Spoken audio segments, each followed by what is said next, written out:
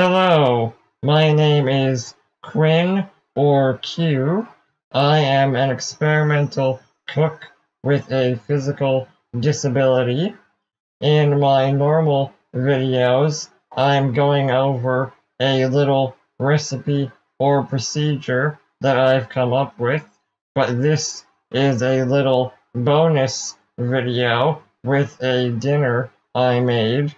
That day, I was making a little riff on the classic carbonara.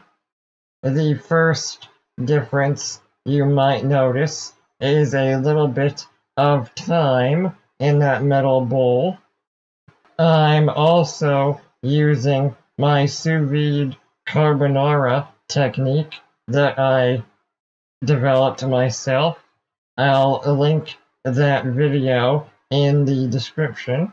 That day, my carbonara mixture was 1 regular egg yolk, 1 duck egg yolk, 2 whole duck eggs, some Parmesan, some pecorino, black pepper, and a little bit of smoked water. Depending on the type of pasta you use, you can essentially cook the eggs with the residual heat from the noodles, but cooking the mixture sous vide is just a little bit of insurance. The noodles I was using are actually my homemade hot mustard flavored ramen noodles, and of course I'll link that video in the description as well.